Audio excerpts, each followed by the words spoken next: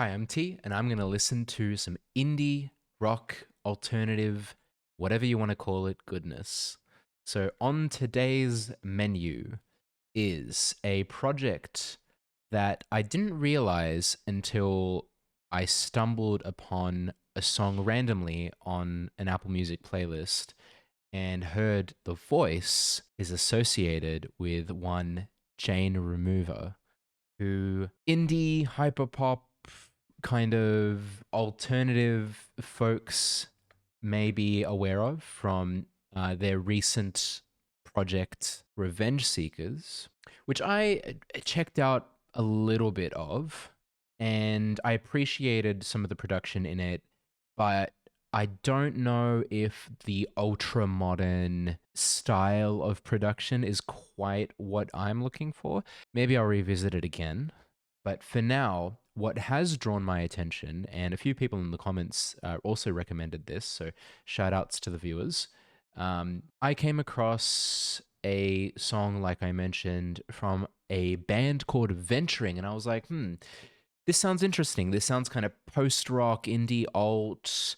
I've been quite into like shoegaze recently. What is this? And then the voice came in, and I was like, wait a second, I know that voice. And then I looked it up, and turns out it actually is the same person as Jane Remover.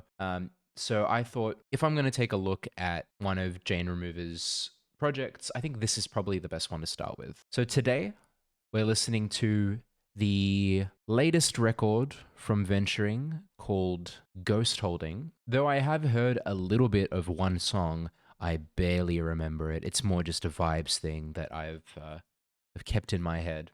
So I'm going in relatively blind, which is exciting. Let's start off with track one, Play My Guitar. I don't want something to happen to you. Yeah. Oh, Oh, I'll teach you how to play my guitar. so fuzzy. I don't want something to happen to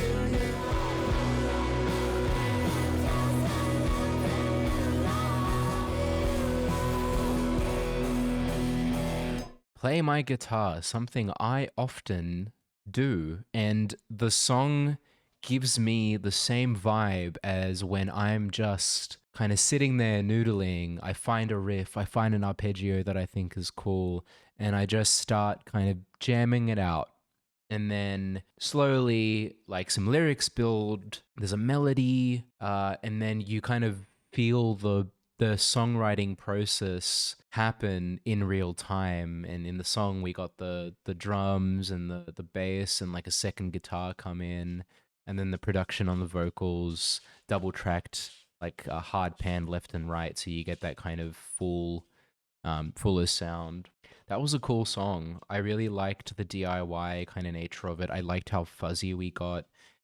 Subject matter wise, kind of a fairly simple but sincere kind of love crush kind of song. Like the protagonist and the subject of the song are bonding over music. Teach me to play my guitar. I really liked the kind of screaming falsetto that we got towards the end.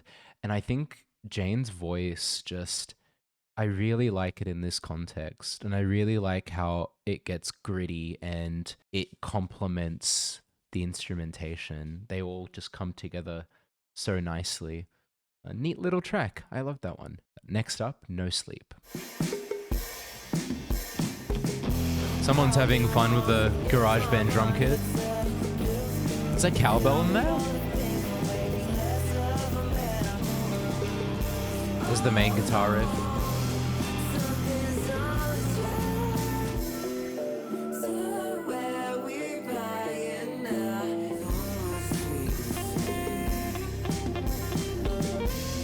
Everything's just clashing so much. That was an interesting one. We got a very like sloppily, I think intentionally, sloppily put together drum track. Like it felt like we were just on we were in GarageBand, as I sometimes am, with a MIDI controller, just pressing the drums and seeing what's going to happen and putting that into kind of like a loose beat.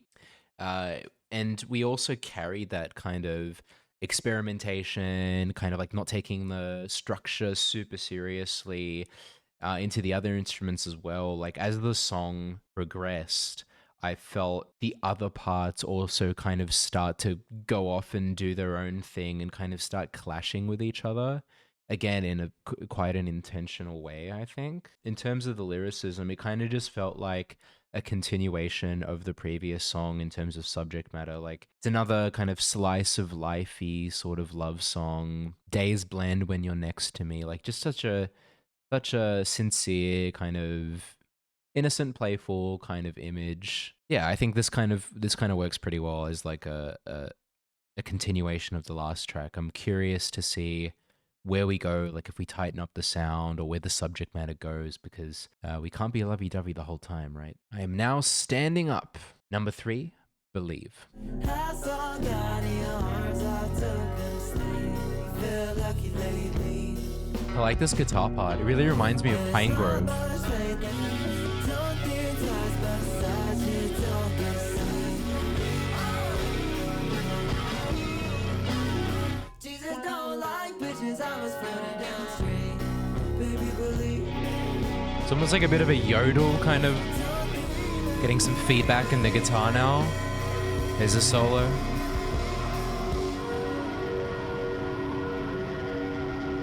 Ooh, I was getting a few different things there. And I mentioned it at the start of the song, but the guitar riff, the da-da-da-da-da, and like some of where the vocal like melody was going reminded me of a band that I like called Pine Grove. They're like a alt rock kind of almost a bit emo band. That was neat.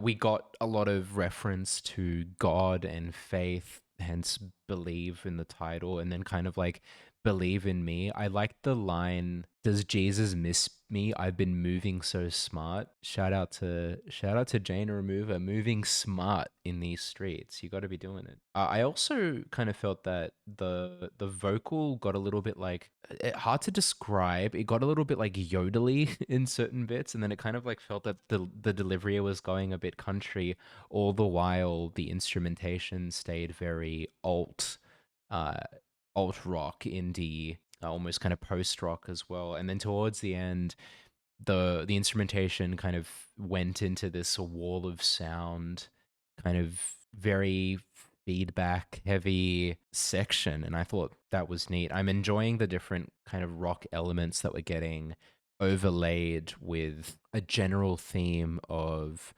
noise, feedback, atmosphere, and just hearing Jane's voice in this context, I think it works so well. Really enjoyed that one. Track number 4, Guest House. You hold me like a lover, hit you with your sleeves on my back, and your breath.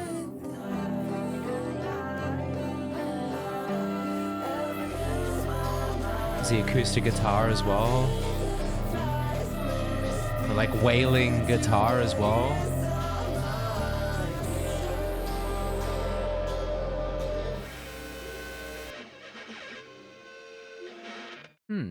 We started and we ended, and then throughout we got a little bit of interference from a dialogue sample of some kind. Kind of gives me the vibes of like the background chatter, the friends talking amid the story in this song. So this was a bit more of a storytelling kind of song. We're getting a little bit of turmoil in the crush, the relationship, whatever it is.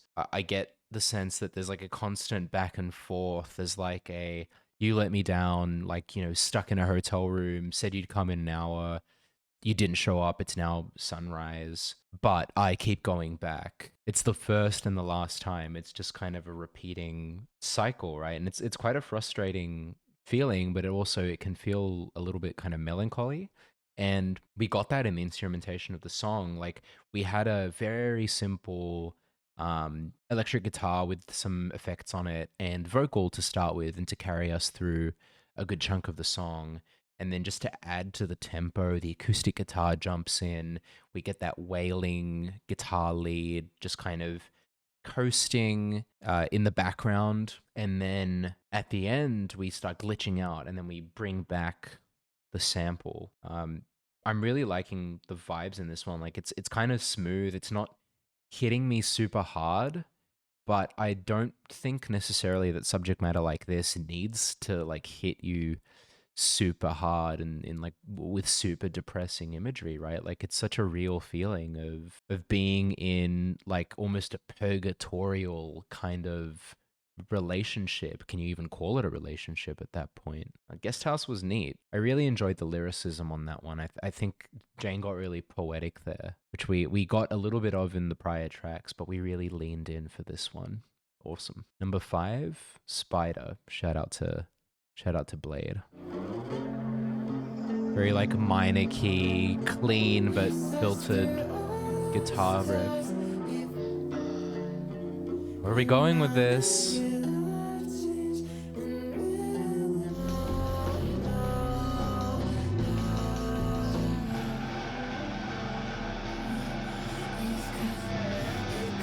Such a gritty guitar.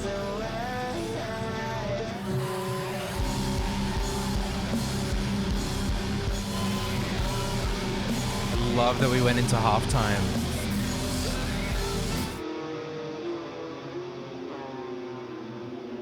Oh, we got a shift there. We got a shift in the subject matter a little bit, or at least the angle. So I think now we're getting the POV of like, I'm what he wants. He forces himself to sleep and only thinks of me. Seems like nobody knows about this new kind of free where I'm the only girl. Like almost from the POV of a manipulator. Like maybe it's not even intentional, but like I've got him wrapped around my finger.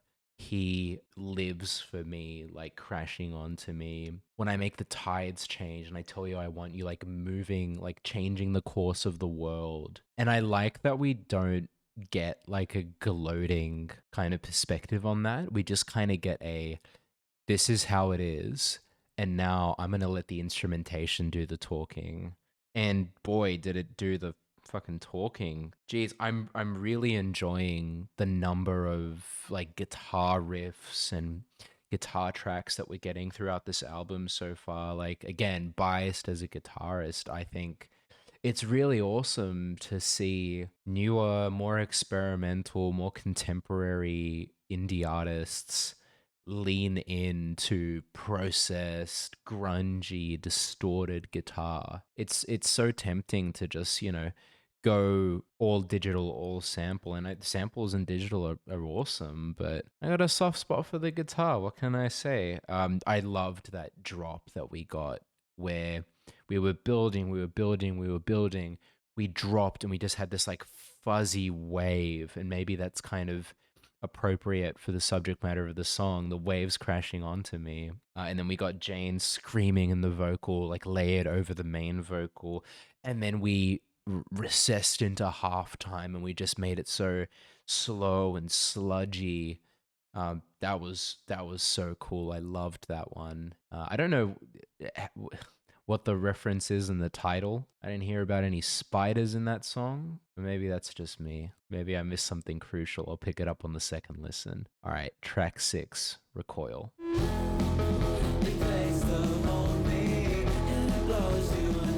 I like this driving riff.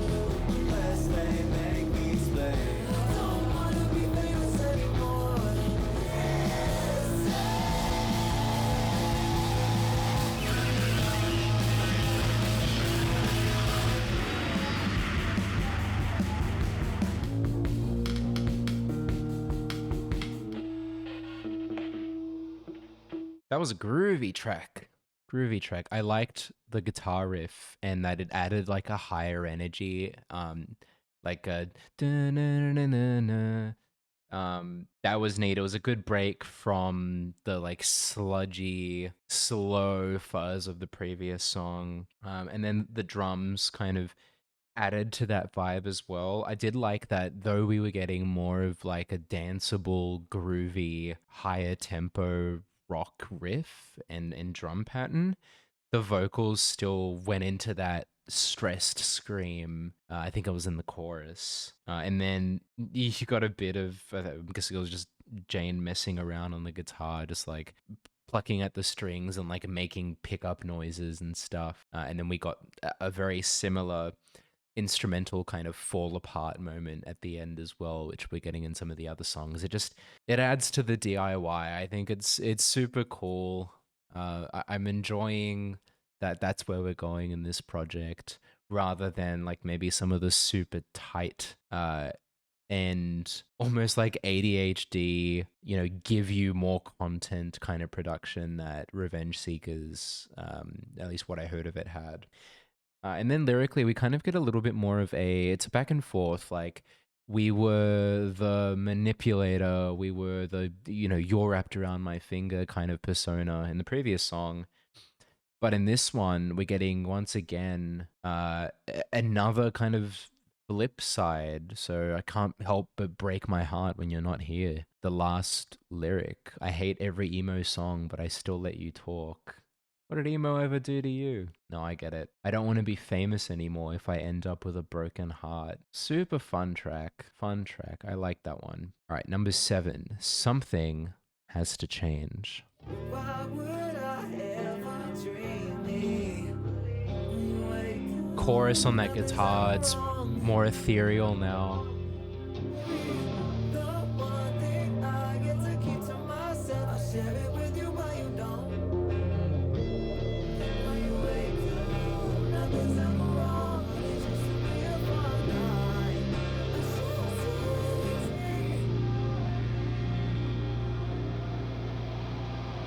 Lower key track this time with Something Has to Change. We got a different guitar tone this time. We got like a guitar that had a bit of chorus on it, and it was cleaned up a little bit. It probably still had a bunch of reverb on it, but using that for the rhythm gave a bit more of a calm, kind of ethereal sound, but we still added some grit with a distorted guitar kind of coming in and out in the background occasionally. And then the vocal would also get quite gritty and strained, particularly in the lines where we're calling out and we're yearning. We're going down the line of like it's kind of pathetic how much I'm into you, but it's kind of all I have. Kind of like trying to search for meaning in this one-sided, almost unrequited, but I do get the sense that the other person is like occasionally there. But from Jane's perspective, I need more than that, and I'm going to keep, reaching out for more than that, no matter how embarrassing that is. We also got the gun analogy. I put the gun down, it's getting hot. That carried over from the previous track in Recoil. The other line that that really hit me was, if it's anything, then love me, even if it's softly. So like, if there's even a morsel in that you feel for me, then give it to me. I'll take it, even if it's, just softly. Very moody track. Let's go on to number 8, Dead Forever.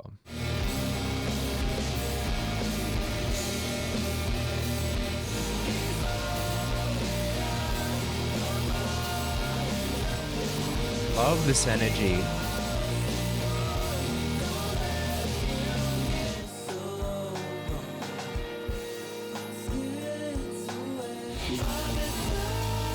Ooh.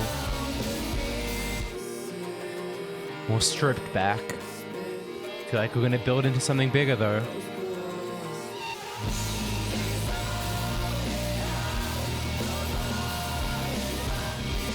There's a solo. First like clear distinct solo that we've gotten in the album. Wow, I loved that track. That was a great track. Like the instant wall of sound that we just got, which kind of set the tone for the entire track. And we just built on that through the whole thing. Like super high energy, fuzzy, gritty, building, but just, keeping the tempo high rock and roll song. Like that was just an awesome high energy track. And the subject matter as well, like I get a match between the frustration, the anger, the also kind of melancholy in the instrumentation. So the anger and the grit in the guitar and the distortion, but also the melancholy in how still fuzzy and full the song was. I get that. And then I also get it in the lyrics. Like the subject matter is more about the experience of getting used and taken advantage of. Talking about, these boys and the things that they say, they say the magic's all gone. They get herded by this guy like sheep at the bar. Like, this guy is a real problem. He thinks with his dick, you think with your heart. And then the protagonist knows that there's a level of vulnerability that they have that's predisposed to being taken advantage of by this kind of person. And we just get like, I get a bit of regret. I get a bit of, don't let myself fall for this again. In the past, we used to run the city in a span of weeks. These boys, they spiked my drink. Like such a bad influence and bad experience, but still, like, we fall for it.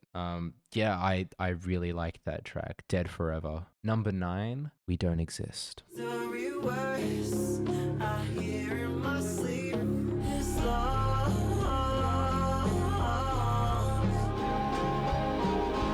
Where are we going?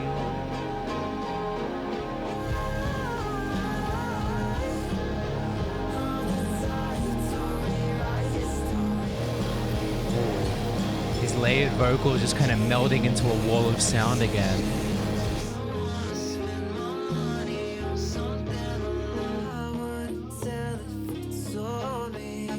This song really kind of painted a picture for me. Like, throughout, we were hearing about the dynamic between protagonist and this person, but we were kind of put in a couple of situations and like we're privy to some dynamics and conversations that happened. Like, it's long, the cold will get you, I'll lease the clothes I have, said something about a girl but you don't say you miss her, and then we're put in a scenario where she's missing half the band, we still go to see her. I lied, I said I liked it, and that only because I got in for free. So I like how we're being told the story not only kind of directly, but also through inferences in places or from places, and yeah, like between the interpersonal dynamics between these two people. So the feeling that I get is that these two have a prior relationship or history that they've got. You were right, I'm the type to rewrite history. And a bit of like push and pull, like, do you like the way I edge, or is it just a way of wasting time? Fuel the fire, I want to spend my money on something I like. Nobody knows, I wouldn't tell you if you told me. I wouldn't tell if you told me. So I'm getting like a little bit of a playfulness, but also, once again, like, I go above and beyond, and that's probably not great for me. Like, leasing the clothes I have in the cold, probably not something you want to do unless, you're head over heels for someone. And I really liked how that was another kind of lower key track. So we just got like a cleaner guitar riff and rhythm. And then we just kind of built all of that into a wall of sound kind of gradually. And then by the kind of final third, we had just a fullness in the mix.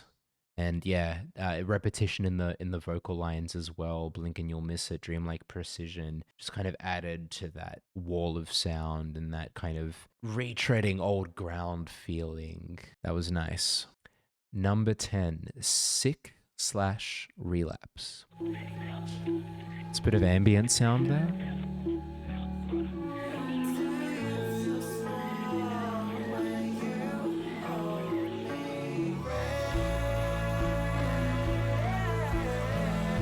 The build and that kick. I love that line.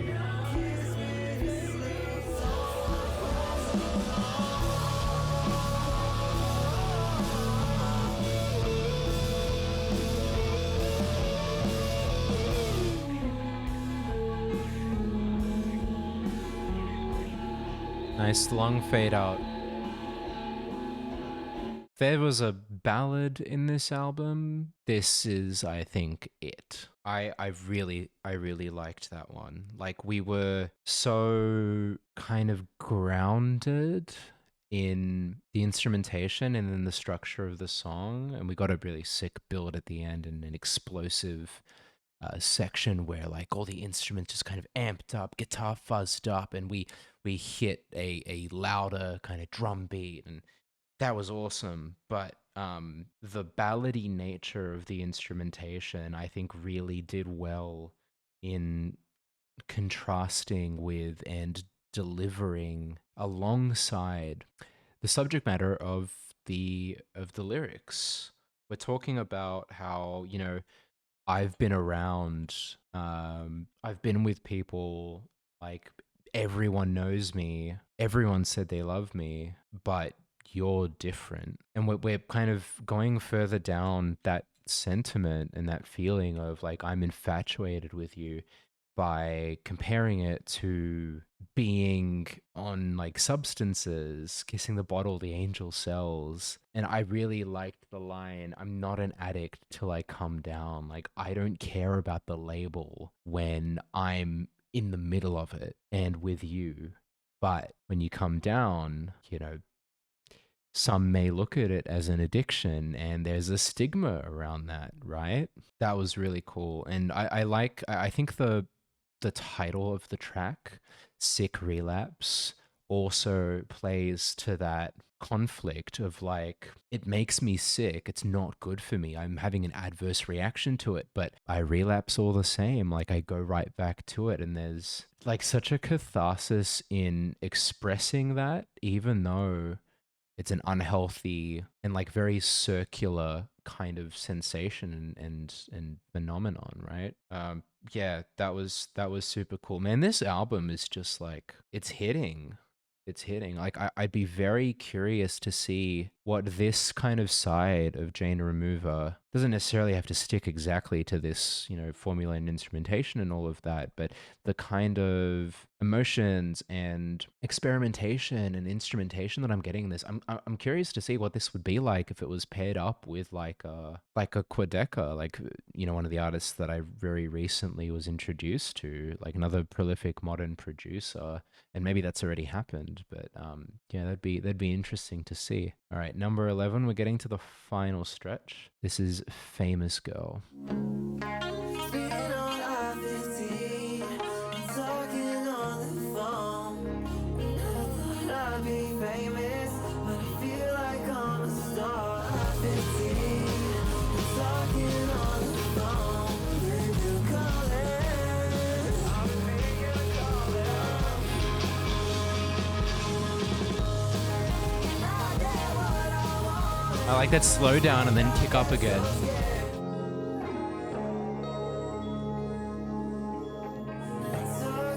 on the phone, I can't seem not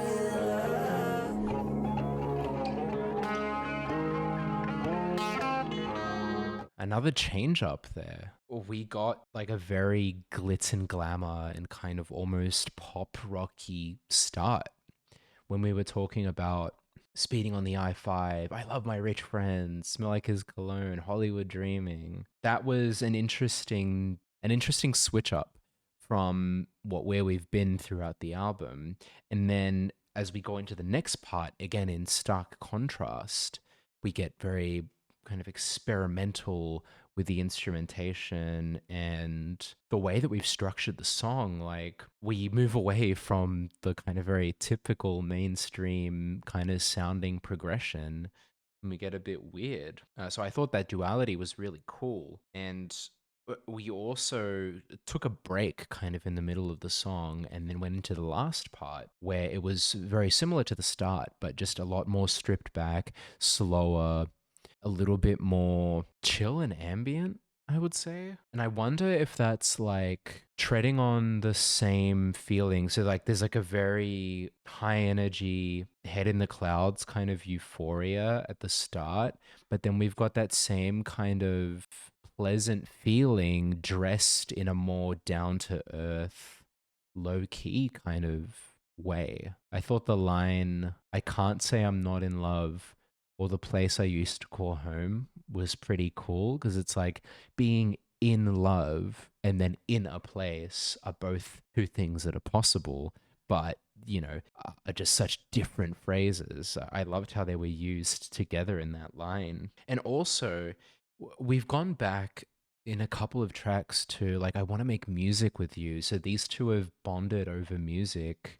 Maybe that's how they met. And then that just reminds me of track one, Play My Guitar. I want to play my guitar with you, whatever the lyric was. Like we're going back to that emotion where kind of everything started and we were in a bedroom, right? I like where kind of we're going with the subject matter, and despite looking at things from different angles and despite expressing different feelings about this relationship or this dynamic, we're recognizing that there are through lines like the music guitar kind of element, and that's playing out in the instrumentation as well. So guitar heavy, I love it. Let's go to the second last track, Halloween. Shout out to Phoebe Bridgers.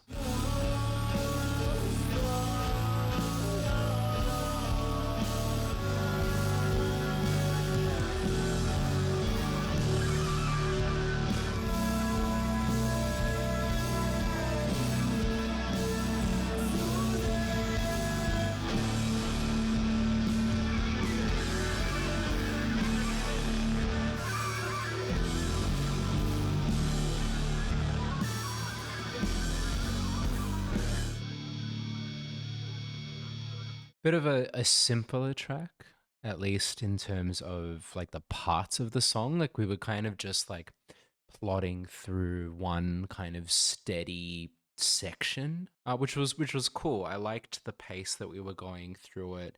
It felt very kind of exploratory, like we took the time to just kind of cruise through this imagery. And speaking of the imagery, I do like when, and I said, before, shout out to Phoebe Bridgers because she did this in her song Halloween. I like when artists use the Halloween holiday subject matter, because you naturally get a clever way to portray emotions. Like you get the people are dressed up, where we're at a party, we're going around the street trick or treating, like kids are out and they're all dressed up as well, and everyone's kind of like having fun with it. But then you also get the like, hey, there's like ghosts and vampires and like darkness around us. And I've seen a few times that used in a clever way. And I think we did that here as well. Like, we're getting a snippet into like a night out on Halloween between these two people. And it kind of gives us a window into their life, but also maybe it's kind of subtext for like the interpersonal dynamics and the relationship and the struggles that they have. Floating back into graves, we drink and we drive, bloodsucker, ghosts follow us around. Yeah, I think it's a neat thing to do, and I think Jane Remover venturing did it nicely here. That takes us to the final track, Sister. The only one who's willing to take you in. I tell my boyfriend nothing in the world can make me feel okay. There's the angels again. Dark imagery.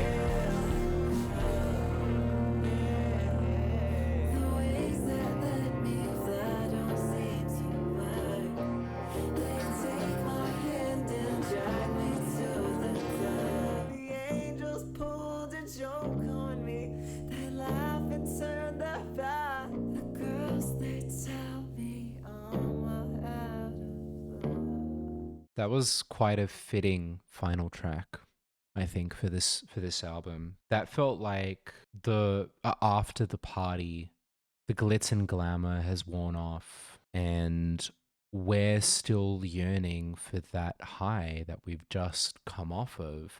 But there's this kind of air of honesty, and like you can't live in that forever.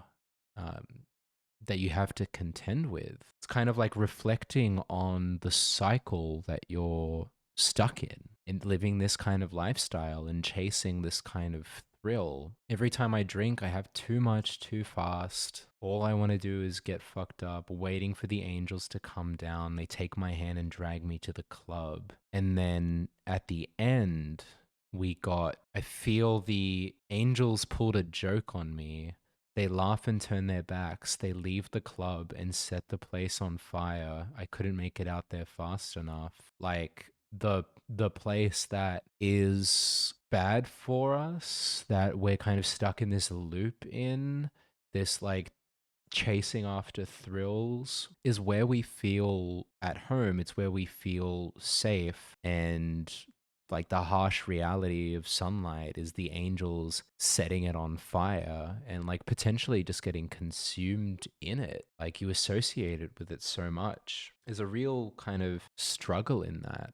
And that kind of makes me wonder, like throughout the album, we started very low key in a bedroom, like talking about, playing the guitar and talking about how you feel about someone. And then we just went on this like kind of wild ride, and we ended up through all of those different phases in a spot where we're worn out.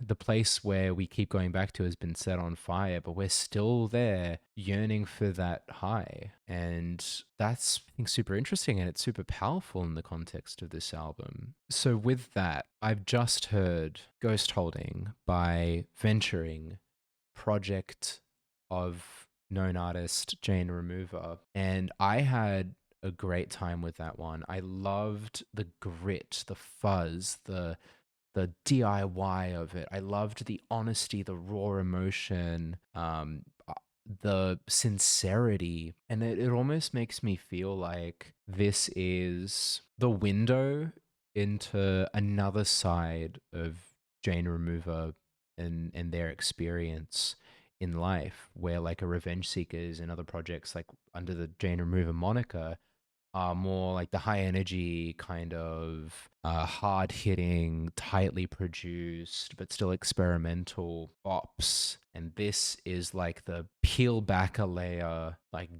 grit and darkness that we might not have in a Jane Remover labeled song.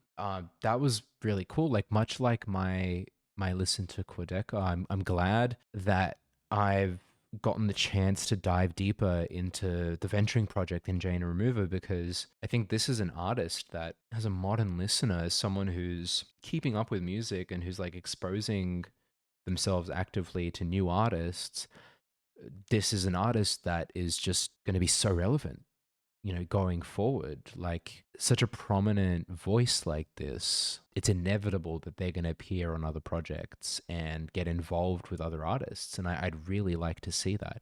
I'd love to see a Jane Remover Quedeca. I'd love to see maybe like a Jane Remover JPEG Mafia, Jane Remover Porter Robinson, like, switch it up a little bit. I really like the Venturing project, and I wonder what's going to happen in the future. I wonder if Venturing is going to remain a concurrent parallel project, or if the two are going to kind of meet at a head and like meld into one. I don't know. In any case, I hope you enjoyed the ride if you did. And if you want to stick around for some of the future stuff, absolutely feel free to subscribe to the channel. Let me know what you thought. Let me know if there's anything else I should check out that's not on my radar already. But in any case, I will catch you on the next one.